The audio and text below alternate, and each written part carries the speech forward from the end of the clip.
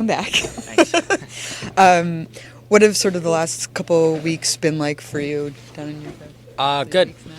Yeah, we've just been, playing pretty good hockey. Really trying to make a real push for the playoffs. It's been tough in the points race, but the guys have been great and playing really good hockey. It's fun to play those meaningful games when you're trying to make a big push for the playoffs.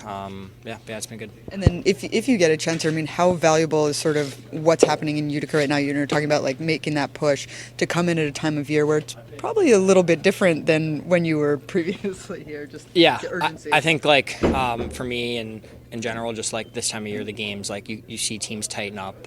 Like hockey it's a lot more intense. Like even you just see things kind of go to another level. And I think, as far as experience goes, it's extremely valuable for me, and it's a lot of fun. What sort of excites you about the idea of potentially getting it and experiencing that? At this level. Yeah, like playoff hockey, like as a kid, like that's the hockey you want to play and what you dream about. So to get a chance, it's super exciting. And then what was it like? You got your buddy Ethan joining in from Michigan down there. Great. Eddie's awesome. He's played 2 games so far. He played really, really well. He looked great, and it was just like old times having him back. We were getting. It's not just me getting chirped as the Michigan guy now. Now it's the Michigan duo. So it was good. Deflect a little bit. Yeah, exactly. What did you take from, like we talked when you came back up after the Four Nations break? What did you take from the games that you got there and the experience that you had before you went back down to Utica?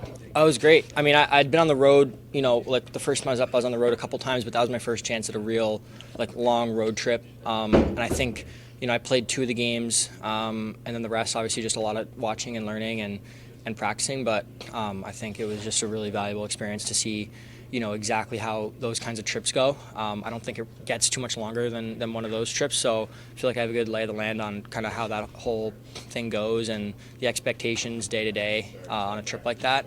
So I think that was really unique. The guys have been joking around just every time I come up, it seems like there's a really cool trip or something like. Going to Prague. Yeah, I went to Prague, then I come right back up in time for like a really cool West road trip. So, luck of the Irish, I guess. I don't know. Yeah, you mentioned watching games when you are up in the press box. I'm always interested in how different players approach that up there. Are you one of those guys who picks like one player that you kind of have your eye on throughout the game, or how do you watch the game?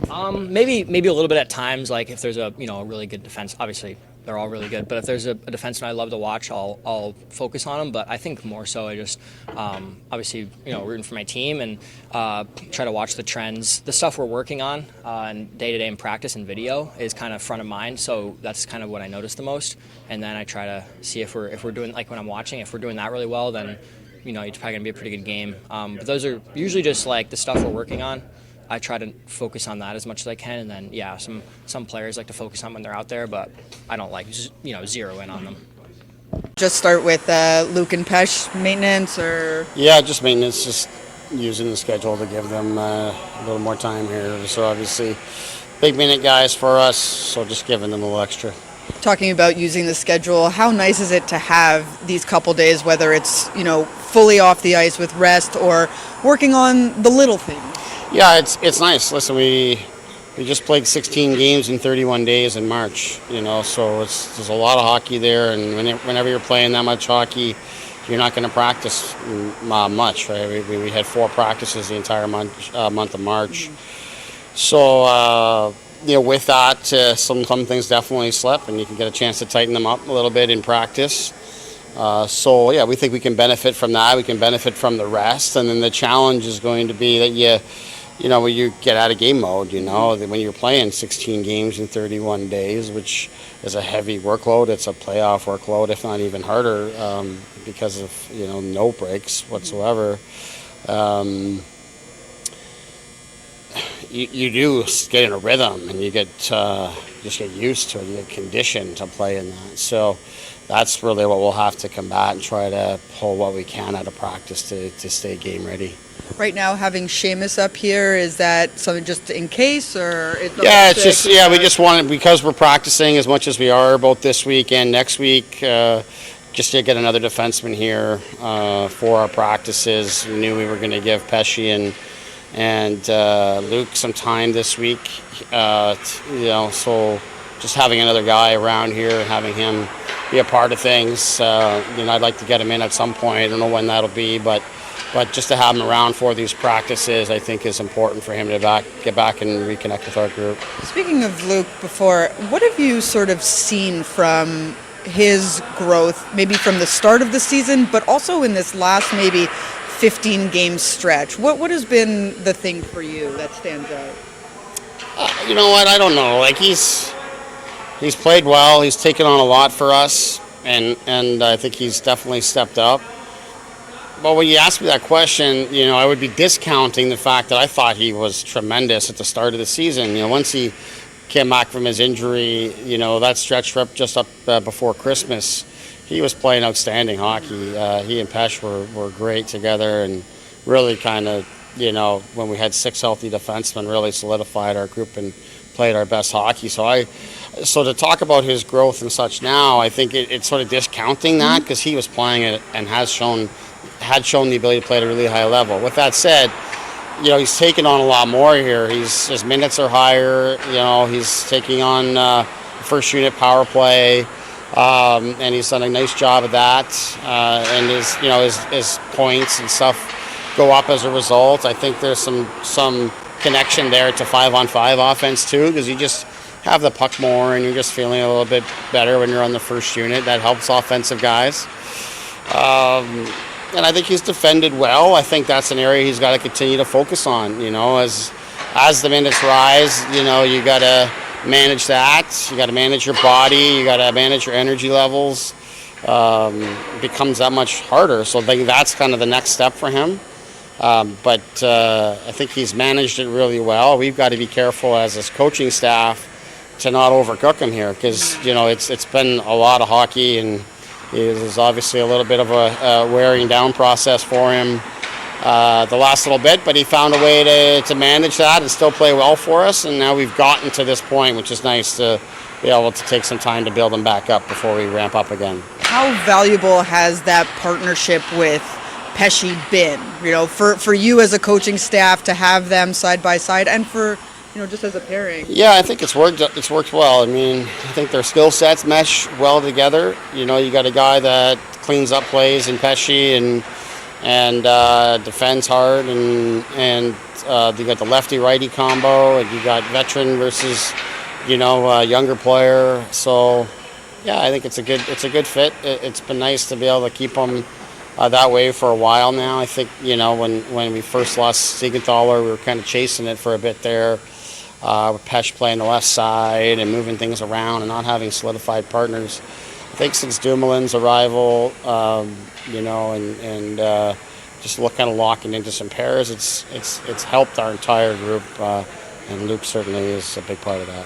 Speaking of rivals, looking at the last couple of games that Daniel Sprong has played, the way he has been able to hold on to pucks, protect pucks in the offensive zone, how has that helped elevate the line that he's been on? Yeah, I think that's been important. That's what I've been telling him I need to see from him. I think he has that skill set.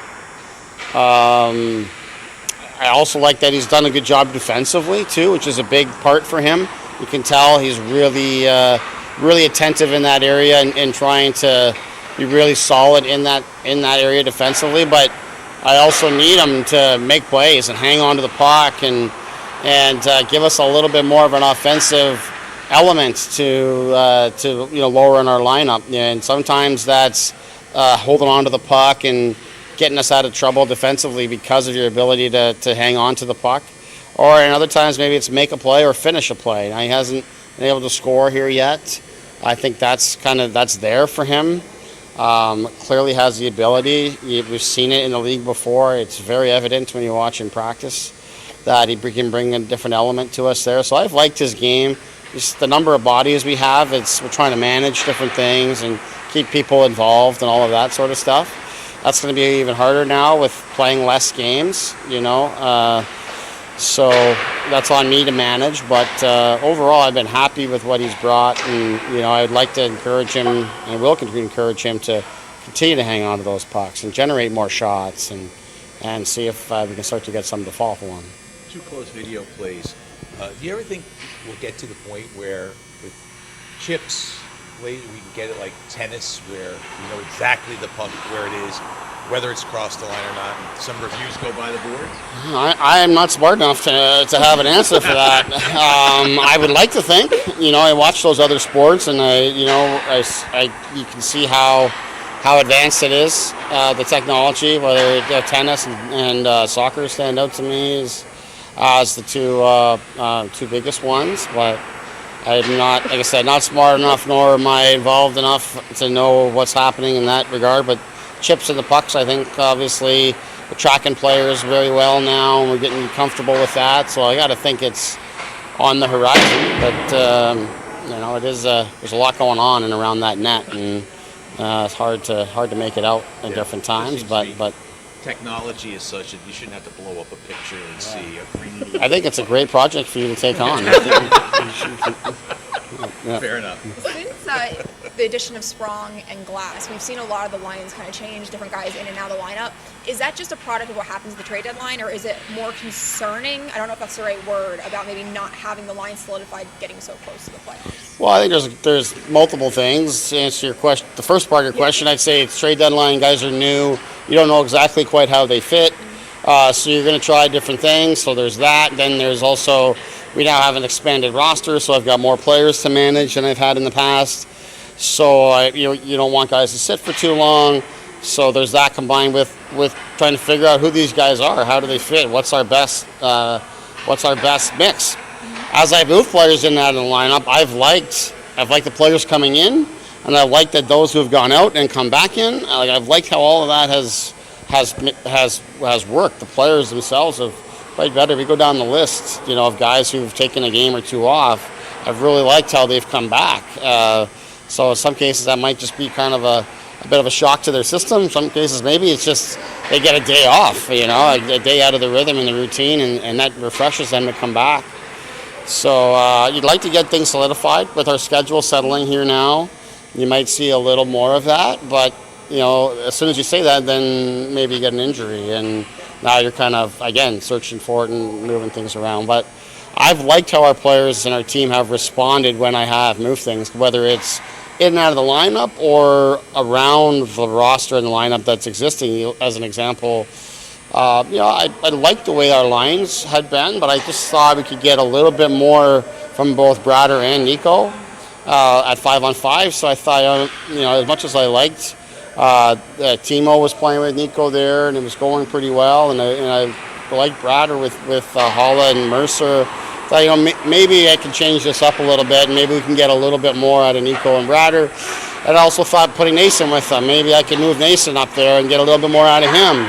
And that's worked out that way, so I've liked that. So I guess to sum it all up, I would say I like consistency in the lines. It's nice. It makes my life a lot easier when I come in every day. I know who's doing what, but I also got to kind of learn the group, know the group, and how they respond the best, and do what's right for the team in any particular matchup with who our opponent is. So I've got to remain fluid and adaptable myself. Do we have an updated time frame on Cody Glass? Are we going to see him before the playoffs? Oh yeah, Cody Glass will be. He'll be. We'll see how today goes. He's a possibility for our next practice and possible for our next game. But we'll just have to see. He obviously hasn't skated with us. He's been progressing quite well. As I look over your shoulders here, he looks like he's doing okay out here.